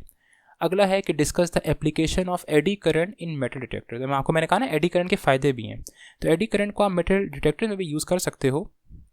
मतलब मेटल डिटेक्टर वो, जिस तरह अगर किसी ज़मीन के अंदर कोई मेटल प्रेजेंट है तो आप उधर एडी करंट को यूज़ करते हुए आप उस मेटल की डिटेक्शन कर सकते हो, ठीक है। तो वो कह रहे हैं the operation of metal detector is based upon the principle of electromagnetic induction. अभी हम देखेंगे। अब मेटल डिटेक्टर्स जो होते हैं ना, उनमें एक कॉइल भी हो सकती है और एक से ज़्यादा कॉइल भी हो सकती है, लेकिन आपकी बुक में जो है ना वो सिंगल कॉइल डिस्कस है, ऐसा मेटल अब डिटेक्टर जिसकी एक सिंगल कॉइल हो। अब ज़रा देखें होता क्या है। ये जब मैंने कॉइल का जिक्र किया, ये मेटल डिटेक्टर है, ठीक है। और समझ लें ये एक सिक्का है, ये सिक्का मेटल का बना हुआ है, ये समझ लें ज़मीन के अंदर दबा हुआ है, ठीक है। समझ लें ज़मीन के अंदर दबा हुआ है। अच्छा, अब हमने क्या करना है, हमने इस सिक्के की जो कॉइन है, इस कॉइन की डिटेक्शन करनी है ज़मीन के अंदर कि क्या ये सिक्का ज़मीन के अंदर प्रेजेंट है या नहीं। अब होता क्या, ये जो मेटल डिटेक्टर है, ये कॉयल है, ये मेटल अब डिटेक्टर की कॉयल है, अगर आप नज़र आ रही है आपको। तो अब इसमें हम क्या करते हैं, इसमें हम करंट फ्लो कराते हैं। इस मेटल डिटेक्टर की जो कॉयल है ना, इसमें हम करंट फ्लो कराएंगे। करंट फ्लो कराने से हमें पता है कि ये इसमें मैग्नेटिक फील्ड जनरेट होगी। तो ये जो ब्लू लाइन्स नज़र आ रही हैं, ये असल में इस कॉयल की मैग्नेटिक फील्ड लाइन्स हैं। मतलब उस मेटल यहाँ पे डिटेक्टर की, उस मेटल डिटेक्टर की ये मैग्नेटिक फील्ड लाइंस हैं। अब होगा क्या, देखिए। अब ये जो है ना मेटल डिटेक्टर, हम ये मूव कर रहे होते हैं ज़मीन के ऊपर। तो अगर हम इस मेटल डिटेक्टर को मूव कर रहे हैं तो इसकी मूवमेंट की वजह से क्या होगा, इसकी मूवमेंट की वजह से ये होगा कि ये जो कॉइन था, इस कॉइन के अक्रॉस फ्लक्स क्या होगा, चेंज होगा, क्योंकि हम इस मेटल अब डिटेक्टर को कॉन्टिन्यूसली मूव कर रहे हैं। फ्लक्स चेंज होने की वजह से उस कॉइन में ईएमएफ इंड्यूस होगा, और उस ईएमएफ की वजह से उस कॉइन में एडी करंट प्रोड्यूस होगा। क्योंकि ये पूरा मेटल है, इस चीज़ को इंड्यूस करंट नहीं नाम दे रहे, एडी करंट नाम दे रहे हैं। तो हमने सबसे पहले वही कहा कि हम इस कॉइल में करंट प्रोड्यूस कराते हैं, पल्सेटिंग करंट। पल्सेटिंग करंट मतलब एक बस छोटे से इंस्टेंट के लिए करंट प्रोड्यूस कराएंगे। तो कह रहे हैं आप pulsating current is applied to the coil which then induces a magnetic field. तो ये मैग्नेटिक फील्ड हो गई। अब देखें होगा क्या, अब जो वो सिक्का था ना, उस सिक्के की भी अपनी मैग्नेटिक फील्ड प्रोड्यूस हुई। तो वो कह रहा है कि when the magnetic field of the coil moves across the metal such as the coin in this यहाँ पे illustration, the magnetic field induces electric current called eddy current in the coin, ठीक है। अब कॉइन में eddy current produce हो गया। अब जब कॉइन में एडी करंट प्रोड्यूस हुआ तो अब कॉइन की भी तो मैग्नेटिक फील्ड होगी, ठीक है। अब हमने कॉइन जो कॉइल थी ना, कॉइल की मैग्नेटिक फील्ड ऑफ कर दी, क्योंकि हमने कहा था ना पल्सेटिंग करंट। तो कॉइल में से हमने करंट क्या कर दिया, ज़ीरो। और कॉइल में से करंट ज़ीरो करने से क्या हुआ, कॉइल की मैग्नेटिक फील्ड क्या हो गई, ज़ीरो हो गई। अब वो जो कॉइन में से करंट फ्लो कर रहे हैं ना, वो जो इंड्यूस हुआ एडी करंट, वो अपनी मैग्नेटिक फील्ड जनरेट करेगा। तो ये जो रेड मैग्नेटिक फील्ड लाइंस हैं, ये सिर्फ मैग्नेटिक फील्ड किसकी हैं, ये कॉइन की मैग्नेटिक फील्ड है, ठीक है। ये कॉइन की मैग्नेटिक फील्ड है, ठीक है।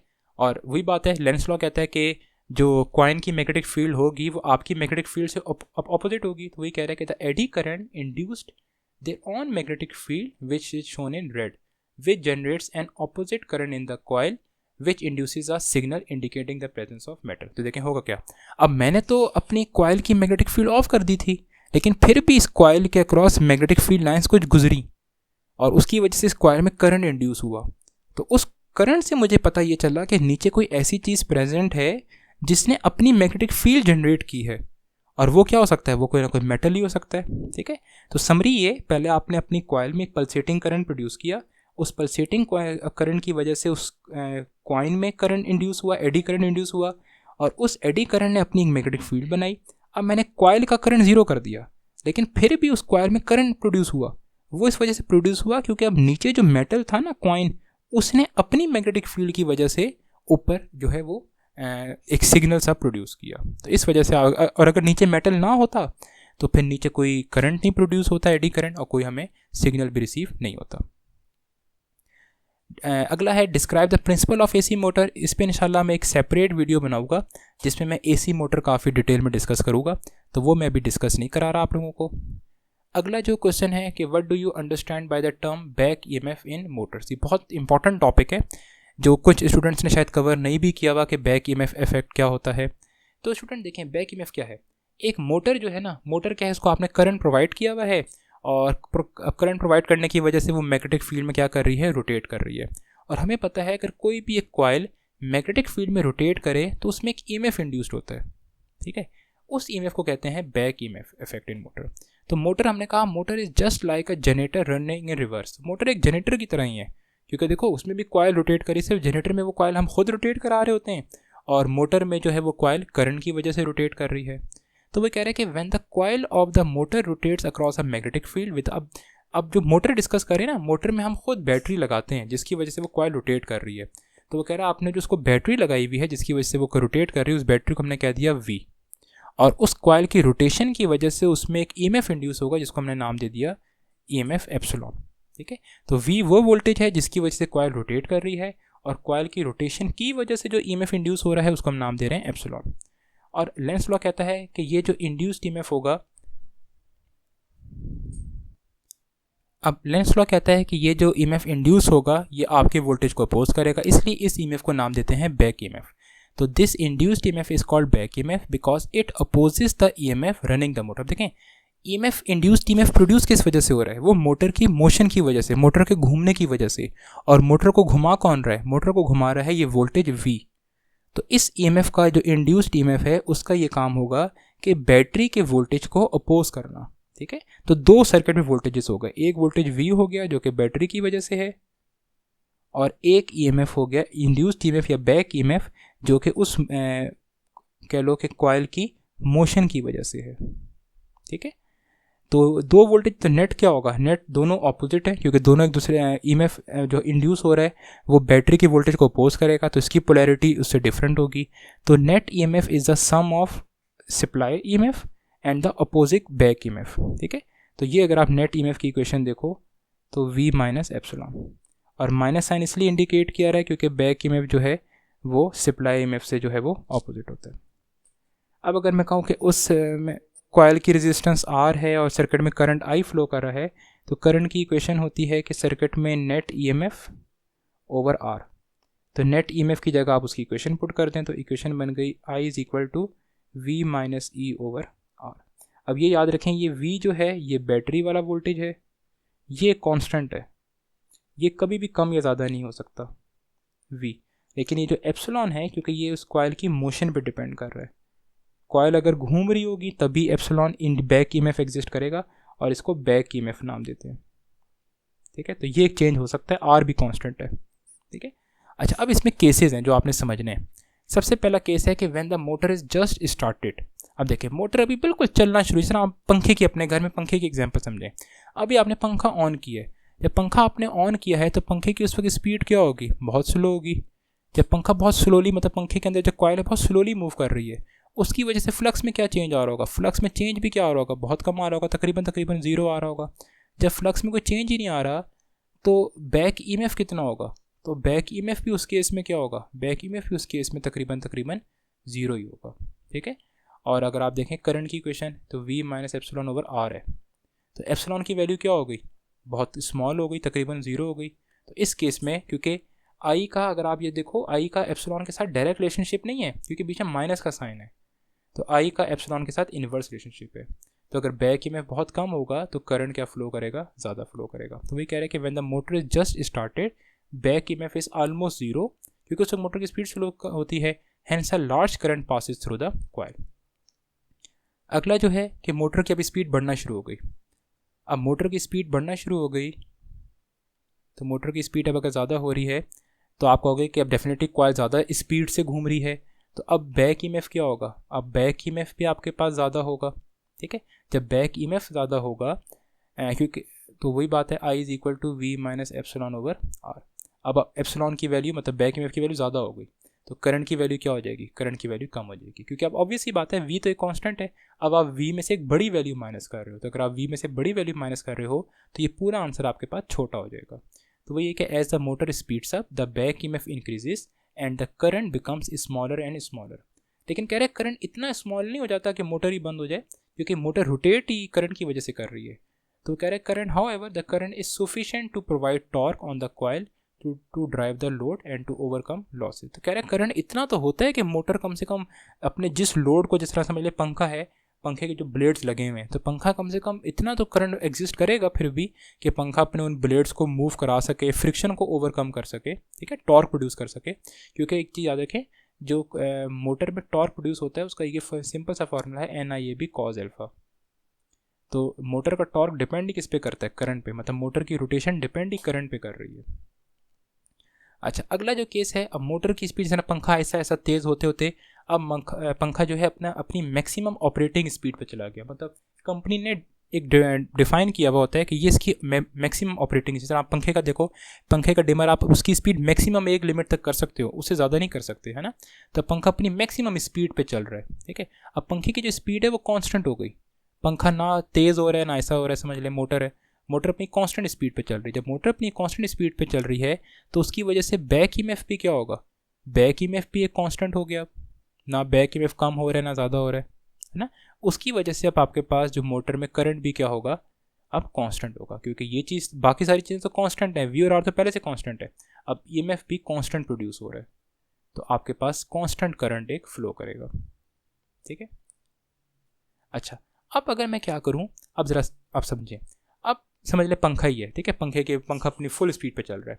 अब आपने क्या किया, पंखे के जो ब्लेड्स हैं ना, उन ब्लेड्स पे आप ज़रा इमेजिनेशन करो, मैं इस तरह इमेजिनेशन करता हूँ, आपने उस पंखे के ब्लेड्स पे दो बड़े बड़े मैग्नेट अटैच कर दिए, ठीक है।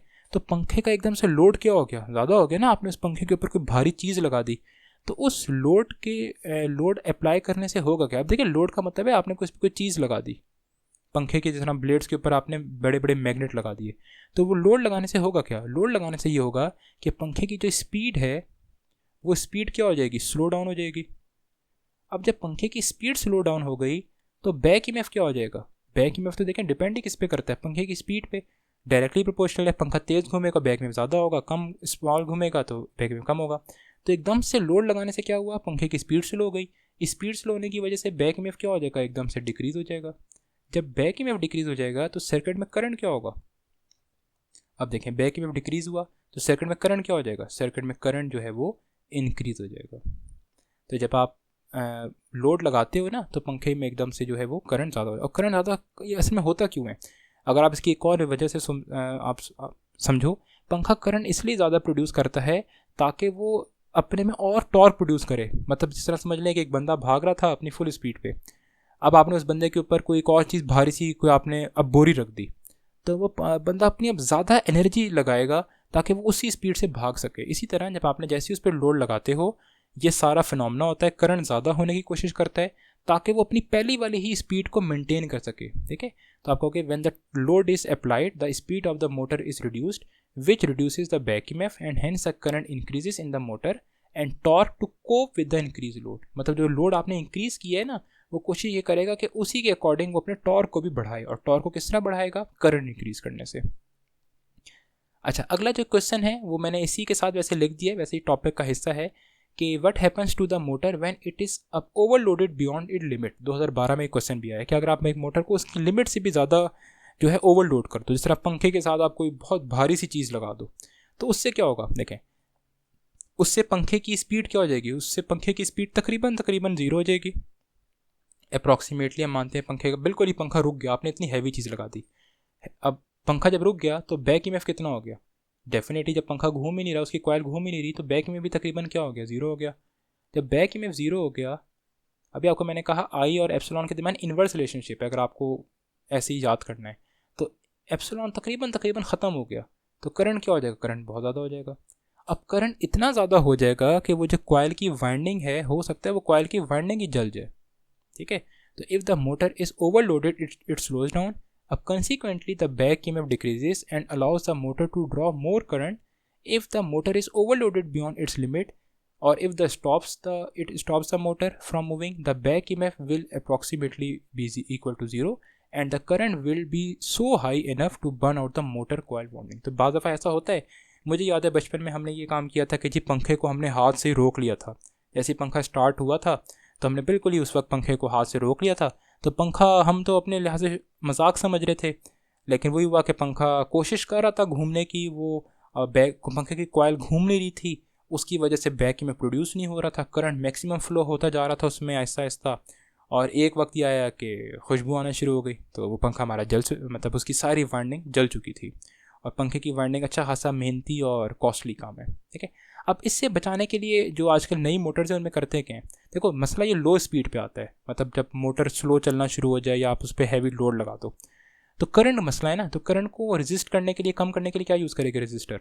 तो ये है कि to protect the motor at low speeds a resistor in series is added with the motor in the circuit. तो उस सर्किट में जो मोटर लगी हुई है, जहाँ पे समझ लो अगर ये मोटर लगी हुई है तो आप इस मोटर के साथ एक सीरीज़ में आप क्या लगा दो, आप यहाँ पे एक रेजिस्टर लगा दो, ठीक है। उससे क्या होगा, कभी करंट अगर ज़्यादा होगा भी तो इस रेजिस्टेंस की प्रेजेंस की वजह से करंट कम हो जाएगा। तो कह रहे हैं कि to protect the coil from burning out, ठीक है। अब ये जो रेजिस्टर है ना, ये इंटेलिजेंट रेजिस्टर है, ये आम नॉर्मल रेजिस्टर नहीं है। देखो इसका सिर्फ काम तब, इसने अपना काम सिर्फ तब दिखाना है जब सर्किट में करंट ज़्यादा हो, मतलब जब मोटर बहुत स्लो चल रही हो। अगर नॉर्मल स्पीड पर चल रही है फिर इसकी ज़रूरत नहीं है। तो वो कह रहे हैं it is switch out when the current drops to a set level, मतलब जब अपने नॉर्मल लेवल पे करंट है तो ये स्विच आउट हो जाएगा, मतलब अपना काम नहीं करेगा ये। मतलब ये है कि मोटर जब अपनी नॉर्मल स्पीड पे चल रही हो, लेकिन इसकी ज़रूरत तब पड़ेगी, मतलब ये स्विच ऑन तब होगा when this level is exceeded, मतलब जब मोटर ओवरलोड हो जाएगी। तो मोटर जब ओवरलोड हो जाएगी, करंट ज़्यादा हो जाएगा, फिर ये रजिस्टर खुद बहुत स्विच ऑन हो जाएगा। और जब मोटर अपनी नॉर्मल स्पीड पर चल रही होगी तो करंट भी नॉर्मल होगा उस वक्त, और तब ये स्विच आउट हो जाएगा, ऑफ हो जाएगा। अच्छा, लो स्पीड पे तो मसला है, क्या हाई स्पीड पे मसला आता है? तो हाई स्पीड पे कोई मसला नहीं आता। तो at the higher speed the back EMF क्या होगा, बैक ईएमएफ इंक्रीज होगा, हमें पता है क्योंकि हाई स्पीड है तो ईएमएफ भी इंक्रीज होगा। उसकी वजह से करंट क्या हो जाएगा, अभी हम देखा ईएमएफ का और करंट का इन्वर्स रिलेशनशिप है। अगर ये ईएमएफ की वैल्यू ज़्यादा होगी तो करंट क्या हो जाएगा, कम हो जाएगा। एंड कह रहे due to which current decreases, और करंट कम होने से तो कोई नुकसान नहीं है। एंड कह रहा है so the motor continues to operate safely, ठीक है। तो ये इंपॉर्टेंट टॉपिक है। अगला जो क्वेश्चन है स्टूडेंट, फेडरल बोर्ड में काफ़ी दफ़ा है, आप देख सकते हो 2019, 18, 17 और सप्लीमेंट्री 2013 में भी। Does the induced EMF always act to decrease the magnetic flux through a circuit, कि इंड्यूस्ड ईएमएफ की हमेशा कोशिश ये होती है कि उस सर्किट में फ्लक्स को कम करे? नहीं। तो अभी हमने देखा student, induced EMF Lenz law के अकॉर्डिंग ये होता है कि उसकी कोशिश फ्लक्स को कम करने की नहीं है, वो सिर्फ चेंज को अपोज करता है, ठीक है। तो आप पहला लाइन ये लिखोगे, the induced EMF always opposes the cause that produces this, ठीक है। अब ये देखा जाएगा कि ईएमएफ प्रोड्यूस किस वजह से हो रहा है। ईएमएफ प्रोड्यूस करने के दो तरीके हैं, या तो आप फ्लक्स को इंक्रीज करो या फ्लक्स को डिक्रीज करो। अगर फ्लक्स इंक्रीज हो रहा होगा तो इंड्यूस्ड ईएमएफ उसको कम करने की कोशिश करेगा, और अगर ईएमएफ फ्लक्स कम होने की वजह से प्रोड्यूस होगा तो इंड्यूस्ड ईएमएफ उसको ज़्यादा करने की कोशिश करेगा। तो पहला पॉइंट ये है कि if the magnetic flux through the circuit is increasing, देखें अगर वो, क्योंकि सर्किट में मैग्नेटिक फ्लक्स इंक्रीज हो रहा है ना, तो लेंस लॉ क्या कहता है, induced EMF acts to decrease the, तो ईएमएफ उसको कम करने की कोशिश करेगा। If the magnetic flux through the circuit is decreasing, अगर किसी सर्किट में मैग्नेटिक फ्लक्स डिक्रीज हो रहा है तब जो ईएमएफ इंड्यूस होगा वो उसको ज़्यादा करने की कोशिश करेगा, क्योंकि उसको मसला मैग्नेटिक फ्लक्स कम या ज़्यादा करने से नहीं है, उसको मसला चेंज से है। अगर वो चेंज ज़्यादा हो रहा है तो उसको वो कम करेगा, अगर कम हो रहा है तो वो ज़्यादा करेगा। तो hence the induced EMF does not always act to decrease the flux. वो सिनेरियो पे डिपेंड करता है कि अगर ज़्यादा हो रहा होगा मैग्नेटिक फ्लक्स उस सर्किट में तो उसको वो कम करेगा। अगला क्वेश्चन है, आपने शो करना है कि एप्सिलॉन और ईएमएफ की, अब वैसे ही क्वेश्चन ये था कि इनकी सेम यूनिट्स होती हैं, लेकिन आपकी बुक में ये क्वेश्चन है कि इनकी सेम डायमेंशंस होती हैं। तो बहुत इंपॉर्टेंट क्वेश्चन है, इस साल भी अगर आप देखो तकरीबन ये 5 दफ़ा बोर्ड में आया है, तो अच्छी तरह आपने इस क्वेश्चन को पढ़ना है। सबसे पहले आप इसकी लेफ्ट हैंड साइड ले लो, हो सकता है आपने ये अपने पास नोट्स में किया भी हो। तो सबसे पहले आपने इसका इंड्यूस्ड ईएमएफ ले लिया, ठीक है। अब सबसे पहले इंड्यूस्ड ईएमएफ का फार्मूला लिख लो। इंड्यूस्ड ईएमएफ का फार्मूला होता है वर्क डन ओवर टाइम, तो इंड्यूस्ड ईएमएफ की जगह लिख दिया वर्क डन ओवर टाइम, ठीक है। अच्छा, अब आपने इनकी डायमेंशंस प्रूव करनी है। तो सबसे पहले आप वर्क डन की जगह फार्मूला लिख लो। वर्क डन फार्मूला होता है फोर्स इंटू डिस्प्लेसमेंट, ठीक है। कॉस ना लिखो क्योंकि कॉस की कोई यूनिट नहीं होती, और टाइम ऐसे ही आ गया, ठीक है। अब फोर्स जो है वो खुद किसके बराबर है, फोर्स पहले आप यूनिट्स पुट करो। फोर्स खुद किसके बराबर है, फोर्स बराबर होता है न्यूटन के, और डिस्टेंस जो बराबर है वो है बराबर मीटर के, और टाइम बराबर है सेकंड के, ठीक है। अब न्यूटन किसके बराबर है, न्यूटन आप लिखोगे kg ms-2, ये आपको पता है, मीटर वैसे का वैसे ही आ गया, ठीक है, और सेकंड। अब आप इनकी डायमेंशंस पुट कर दो, ठीक है। आप तो डायरेक्ट भी डायमेंशंस पुट कर सकते हो, लेकिन मैं आपको सजेस्ट करूँगा यूनिट्स पुट करके आप डायमेंशन। अब kg जो है वो मैस की है तो इस m आ गया, ये जो m है ये मीटर है तो इसकी जगह l आ गया, s-2 मतलब सेकंड है तो ये टाइम आ गई इसकी t-2 आप, और एंड में भी मीटर है, लेंथ है तो ये एल आ गया। आप चाहो तो साइड पे लिख दो कि मैस की जो डायमेंशन होती है वो एम होती है, लेंथ की जो डायमेंशन होती है वो एल होती है, और टाइम की डायमेंशन जो होता है वो टी होती है। ठीक है, और नीचे सेकंड था तो आप टी लिख दो। ठीक है, अब इनको आप सॉल्व कर लो तो ये आपके पास बन जाएगा, ये एल और ये एल सॉल्व हो जाएगा तो ये आ जाएगा एम एल स्क्वेयर, और ये टी ऊपर जाके माइनस हो जाएगा तो टी -2 -1, तो एम एल 2 टी -3। तो ये हमारे पास इक्वेशन 1 आ गई लेफ्ट हैंड साइड की। अब हम राइट हैंड साइड भी सॉल्व करेंगे। तो राइट हैंड साइड पे जो आपके पास गिवन है वो delta phi over delta T, तो delta phi over delta T. अब सबसे पहले डेल्टा फाई की फॉर्मूला पुट करें, तो डेल्टा फाई का जो फॉर्मूला है आपके पास वो है डेल्टा बी ए कॉस थीटा, बेशक ना लगाएं क्योंकि उसकी कोई यूनिट कोई डायमेंशन नहीं होगी। ठीक है, अच्छा अब बेशक जो है वो आप डेल्टा लगाएं ना लगाएं क्योंकि चेंज से कोई फ़र्क नहीं पड़ता यूनिट पे और डायमेंशन पे। तो बी की जो है यूनिट आप क्या पुट कर लो, बी की यूनिट पुट कर लो आप Newton per ampere per metre. ठीक है, और एंड में भी एम्पेयर है। अच्छा, और टाइम की जगह आपने क्या पुट कर दिया, सेकंड। ठीक है, अच्छा अब न्यूटन की जगह दोबारा वही पुट करो तो kg/-2, या मैं F=ma से निकाला है, और ये एम्पेयर -1 वैसे ही आ गया, पर मीटर भी ऐसे ही आ गया, और ये एम्पेयर भी ऐसे आ गया, और नीचे सेकंड आ गया। ठीक है, अच्छा अब आप चाहो तो एम्पेयर की भी डायमेंशन पुट कर सकते हो, वो ए ही होती है। मैं सजेस्ट करूँगा पर एम्पेयर और एम्पेयर को कैंसिल कर दें, तो ये बन जाएगा kg, ये मीटर और ये मीटर आपस में ये भी जो हैं। अच्छा स्टूडेंट्स, इसमें एक मिस्टेक मुझसे हो गई देखें, और वो मिस्टेक मुझसे ये हुई कि जो एंड वाला ए था इसको मैं करंट समझ रहा था, तो ये असल में करंट नहीं था, ये असल में आपके पास लेंथ थी। ठीक है, तो ये आप अपने पास ठीक कर लें, ये जो एंड वाला ए था ये एरिया था, तो इसकी जगह मुझे यूनिट पुट करनी थी मीटर स्क्वेयर। ठीक है, मैं उसको करंट समझा, देखें मिस्टेक हो गई।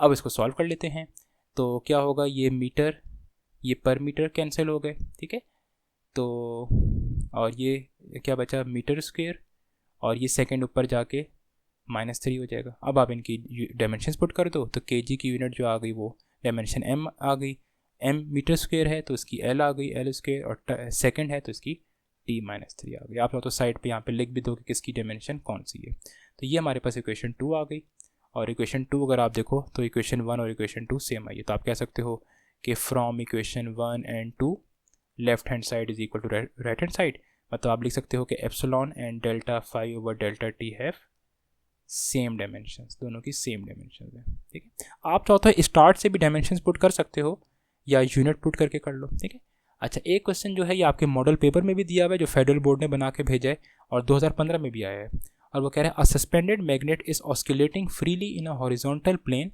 मतलब एक मैग्नेट है,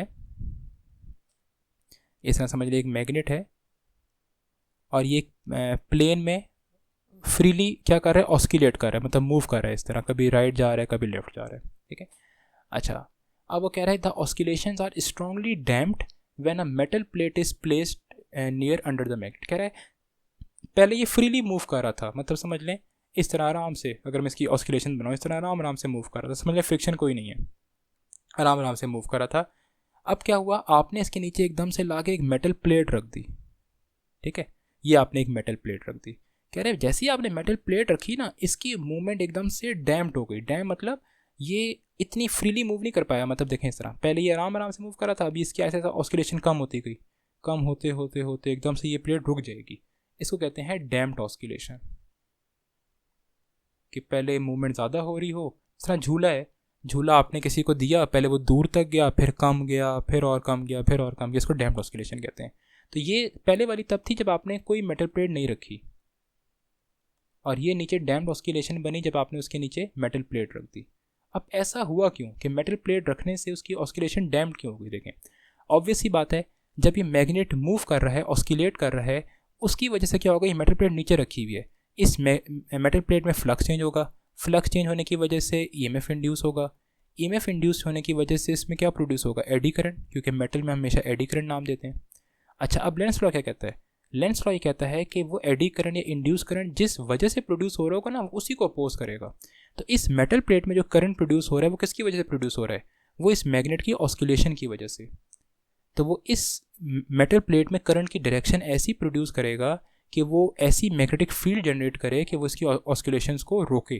ठीक है, तो ये इसका आंसर है कि the oscillating magnet produces change of magnetic flux close to it, the metal plate placed near below it experience a change of magnetic flux, as the result eddy current are produce inside the metal.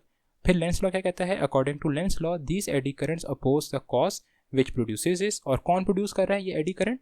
उस bar magnet की मोशन। So the oscillations of magnet are strongly damp, और फौरन से हो सकता है थोड़ी देर बाद ही मैग्नेट अपनी मोशन रोक ही दे। लास्ट क्वेश्चन है कि a metal rod of length this is moving at a speed, तो लेंथ लिख लेते हैं। लेंथ है 25 सेंटीमीटर, इसको मीटर में कन्वर्ट कर लें तो 0.25 मीटर, और स्पीड गिवन है 0.5 मीटर पर सेकेंड। ठीक है, और कह रहा है is moving in a direction perpendicular to magnetic field 0.5 tesla. तो बी जो है वो 0.25 टेस्ला है, और आपने निकालना है find the EMF induce in the rod. तो ये कौन सा टॉपिक है? ये आपके पास है मोशनल ईएमएफ। मतलब कौन सा फार्मूला लगाओगे? आप फार्मूला लगाओगे EMF is equal to VBL sine theta. ठीक है, अच्छा अब अगर आप देखो थीटा कितना लगाओगे? थीटा आप लगाओगे 90, क्योंकि वो कह रहा है कि उसकी जो V और L के दरमियान एंगल है वो परपेंडिकुलर है, तो थीटा आप 90 लगा दो। ठीक है, और साइन 90 आपको पता है साइन 90 होता है 1। V की जगह क्या पुट कर दोगे? 0.5, B की जगह 0.25, और L की जगह आप पुट कर दोगे 0.25। ठीक है, तो इसको आप खुद सॉल्व कर लीजिएगा। ठीक है, इन सारी वैल्यूज़ को सॉल्व कर लीजिएगा तो वो आपके पास इंड्यूस्ड ईएमएफ का आंसर आ जाएगा इन टर्म्स ऑफ वोल्ट। तो स्टूडेंट्स ये सारे क्वेश्चंस जो हैं ये थे चैप्टर नंबर 14 से रिलेटेड थे, और काफ़ी इसमें चीज़ें मैंने कवर की हैं, कुछ मॉडल पेपर्स भी, पास पेपर्स भी, तो इनको अच्छी तरह देखें, और कोई भी क्यूरी है तो मुझसे लाजमी डिस्कस करें। इंशाल्लाह हम next time chapter number 15 discuss करेंगे। फिर हमारे पास छोटे छोटे चैप्टर ज़्यादा रह जाएंगे, उनके क्वेश्चंस भी कम हैं एक्सेप्ट चैप्टर नंबर 18। ठीक है, वीडियो पसंद आया आपको तो मुझे आप कमेंट बॉक्स में लाजमी बताएं। ठीक है, और अपने फ्रेंड्स के साथ शेयर करें। ओके स्टूडेंट, थैंक यू, अल्लाह हाफिज़।